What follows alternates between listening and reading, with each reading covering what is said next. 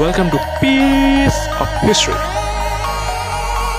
सिंधु घाटी सभ्यता दुनिया की सबसे पुरानी और एडवांस्ड अर्बन कल्चर्स में से एक अपने पीछे कई ऐसे रहस्य छोड़ गई हैं जिन्हें आज भी हम सुलझाने में लगे हैं। तो आज हम इसके दो शानदार शहरों की कहानी में गहरे उतरेंगे और एक ऐसी पहेली को सुलझाएंगे जिसने बड़े बड़े आर्कियोलॉजिस्ट्स को भी सालों तक चक्कर में डाल रखा था। तो असल सवाल ये है, गुजरात के प्राचीन शहर लोथल में ईंटों का ये जो विशाल स्ट्रक्चर मिला है, ये आखिर है क्या? क्या ये एक हलचल भरा बंदरगाह था, एक डॉकयार्ड जो सिंधु घाटी के लोगों को दुनिया से जोड़ता था, या फिर ये सिर्फ पानी जमा करने वाला एक बहुत बड़ा टैंक था जो उनकी इंजीनियरिंग का एक नमूना था? देखिए, जवाब जो भी हो, वो इस पूरी सभ्यता के बारे में हमारी समझ को हमेशा के लिए बदल कर रख देगा। जरा इसके साइज की कल्पना कीजिए, एक ऐसा ढांचा जो 2 फुटबॉल मैदानों से भी ज्यादा लंबा है और ये सब कुछ पक्की हुई ईंटों से बना हुआ है।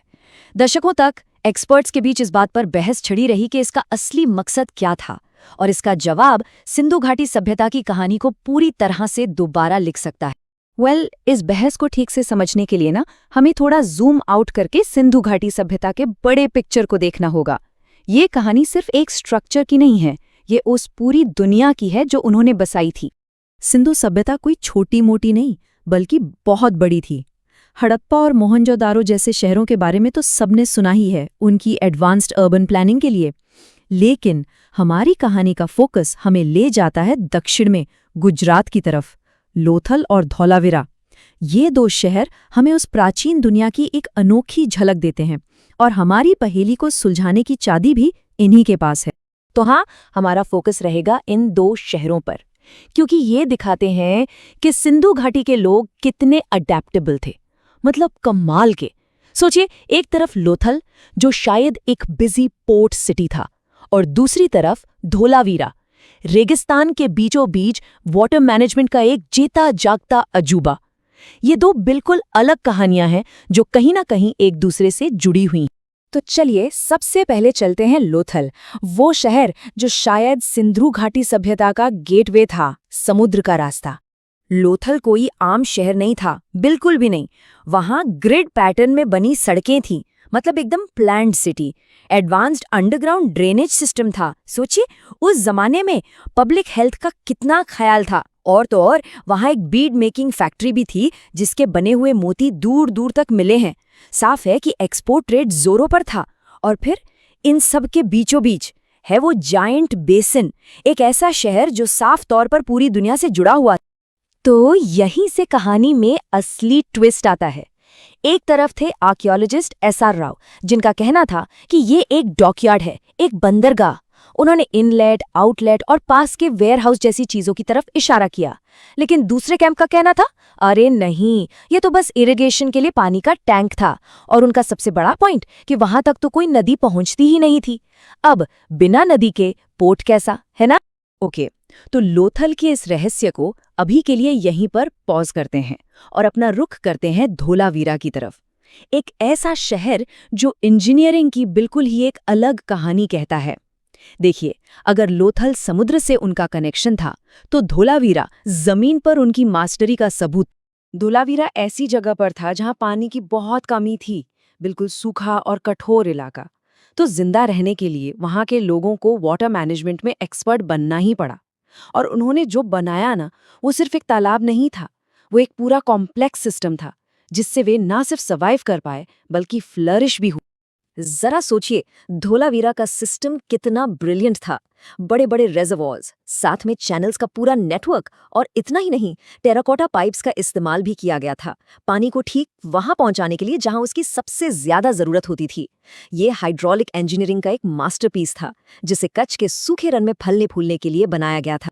और बात यहीं खत्म नहीं होती। पूरे धौलावीरा शहर को 3 हिस्सों में बांटा गया था, एक सिटाडेल यानी किला, फिर एक मिडिल टाउन और एक लोअर टाउन। ये लेआउट ही बताता है कि उनकी सोसाइटी कितनी ऑर्गेनाइज थी, जहां हर हिस्से का एक खास मकसद होता था। तो एक तरफ लोथल का बड़ा सा बेसिन और दूसरी तरफ धौलावीरा का कमाल का वाटर सिस्टम, 2 जबरदस्त शहर। लेकिन सवाल तो वही है, लोथल की उस बेसिन का क्या? सालों की बहस के बाद जवाब आया एक ऐसी जगह से जिसके बारे में किसी ने सोचा भी नहीं था, मॉडर्न टेक्नोलॉजी से। आईआईटी गांधीनगर के रिसर्चर्स ने इस ओल्ड मिस्ट्री को सॉल्व करने के लिए लेटेस्ट टेक्नोलॉजी का इस्तेमाल किया। उन्होंने सैटेलाइट इमेजरी और डिजिटल एलिवेशन मॉडल्स का यूज किया। मतलब वो लिटरली हजारों साल पीछे झांक सकते थे। उन्होंने लोथल के आसपास के लैंडस्केप को वैसे का वैसा रिक्रिएट कर दिया जैसा वो उस जमाने में हुआ करता था। और उन्हें जो मिला वो सच में माइंड ब्लोइंग था। प्रोफेसर वीएन प्रभाकर के मुताबिक सैटेलाइट इमेजेस से साबरमती नदी के पुराने चैनल्स का पता चला है। सिंपल शब्दों में कहें तो उन्होंने एक खोई हुई नदी ढूंढ निकाली, एक ऐसी नदी जो कभी लोथल के बिल्कुल पास से गुजरती थी। यही तो वो मिसिंग लिंक था जिसकी सबको तलाश थी। तो लीजिए, पहेली सुलझ गई। अब जब नदी का सबूत मिल गया तो ये बात लगभग पक्की हो गई कि लोथल का वो स्ट्रक्चर असल में एक डॉकयार्ड ही था। और ये डिस्कवरी उसे एक बहुत बड़े ट्रेड नेटवर्क का हिस्सा बना देती है, जो उसे धोलावीरा जैसे दूसरे शहरों और पूरी दुनिया से जोड़ता था। तो इस एक डिस्कवरी का मतलब क्या है हमारी हिस्ट्री की अंडरस्टैंडिंग के लिए और सिंधु घाटी सभ्यता के लोगों के लिए, इसका क्या मायने हैं? देखिए, सबसे पहली बात तो ये है कि ऐसी डिस्कवरीज हमें याद दिलाती हैं कि साइंस एक टीम एफर्ट है। लोथल की पहेली को सुलझाने में दशकों की मेहनत लगी। वो मेहनत एक फाउंडेशन की तरह थी जिस पर मॉडर्न टेक्नोलॉजी ने आकर फाइनल आंसर रख दिया। लेकिन इससे भी बढ़कर ये डिस्कवरी सिर्फ एक स्ट्रक्चर के बारे में नहीं है, ये सिंधु घाटी के लोगों के बारे में हमारी पूरी सोच को बदल देती है। वो सिर्फ किसान नहीं थे, वो मैरिनर्स थे, सेलर्स थे, जो समुद्र पार करके दूर दूर की सिविलाइजेशंस के साथ ट्रेड करते थे। वो सच में समुद्र के मास्टर्स थे।